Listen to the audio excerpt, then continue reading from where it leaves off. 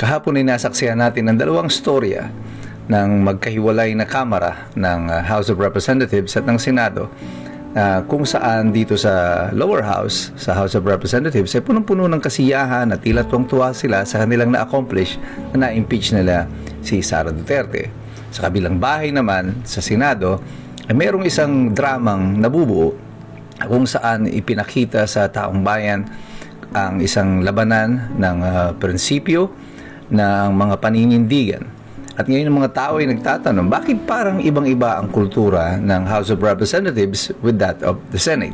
Ito po si Attorney Mike Operario at pag-usapan natin yan. Ang buhay sa Kamara at sa Senado ay tunay ngang magkaiba. Pero alam nyo ba, ito ay sumasalamin din kung ano tayo bilang mga Pilipino at kung paano tayo pumipili ng ating mga pinuno. Ang mga senador na hinahalal natin, these are national officials.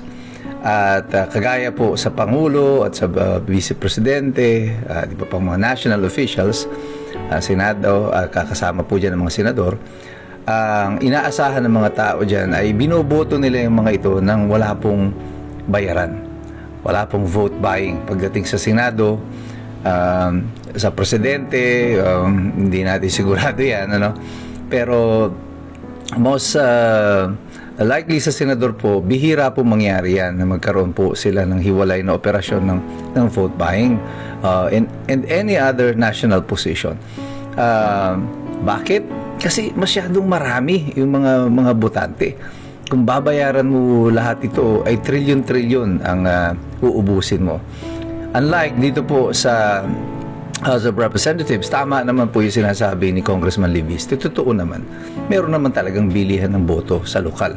Hindi lang po sa congressman, sa governor, sa mayor.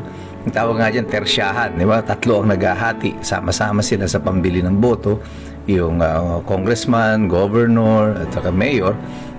Dahil sabay-sabay silang ini-elect. At dito makikita nyo ang willingness ng mga taong bayan na tumanggap ng boto pagdating sa mga lokal na eleksyon. At ang kasing ng kanilang concerns are parochial. Yun lamang pong naandun sa kanilang lokalidad. Magtataka kayo na tayong mga Pilipino, mayroon tayong dual personality.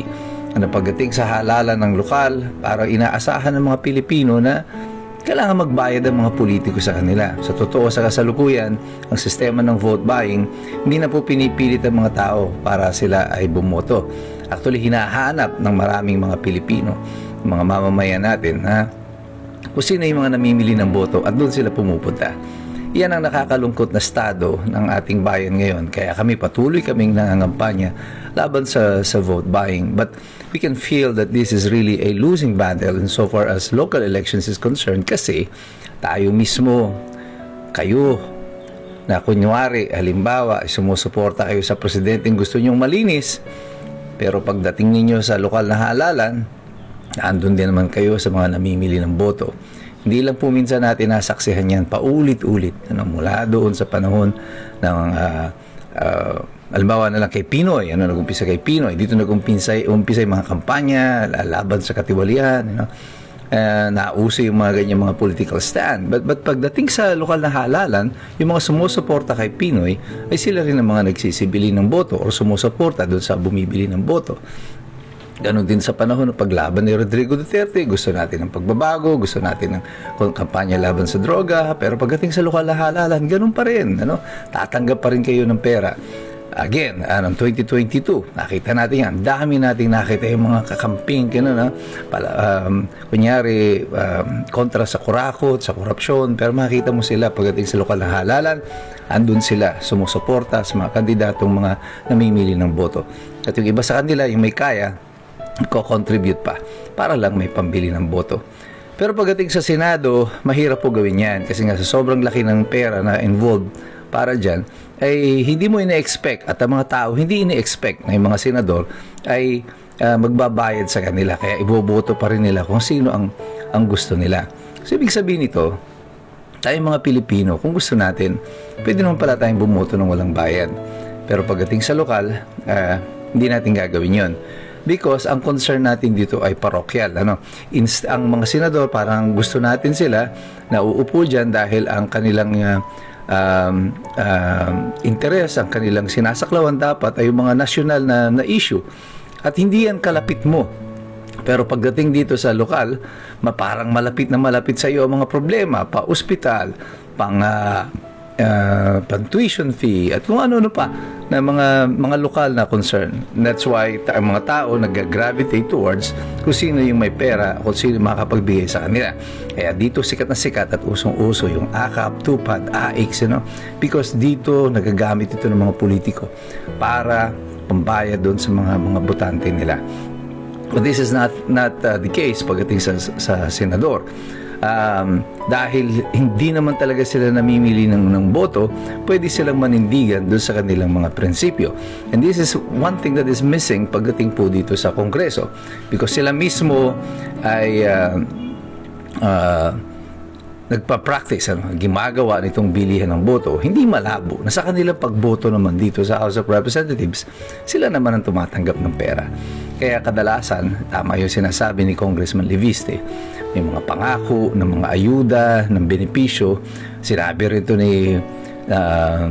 ng mga ibang opposition na congressman before na incentivize nga yung 2025 impeachment complaint. So yung 2026, is it impossible na incentivize ito? Of course. Definitely, ma-incentivize din yan. Kaya makikita nyo, halos hindi nagbago yung pagboto nung 2025 to 2026. Actually, parang tumaas pa yung bilang ng mga kongresista, at yung mga iba nagulat pa na yung mga ibang congressman kagaya nila Richard Gomez, nila Eli San Fernando o yung kamanggagawa, parang nagulat pa sila sa boto ng mga ito. Hindi ako nagulat because mahirap talagang panghawakan ang mga congressman pagdating dyan. Because kung ano sila, ang totoo, ganun din tayo. Sila ang sumasalamin ng kung ano tayo bilang mga botante. Kasi saan mo naman kukunin ang mga pinuno? Siyempre, dito rin sa karamihan natin, sila ay representasyon ng kung ano tayo. So kung gusto nating baguhin kung ano ang ating representasyon, baguhin din natin ang ating mga sarili. We have to change our mindset pagdating po sa halalan. Kaya nating maghalal nang hindi tayo tumatanggap ng pera. Kaya nating maghalal ng senador at ng presidente na hindi tayo tumatanggap ng pera mula sa kanila.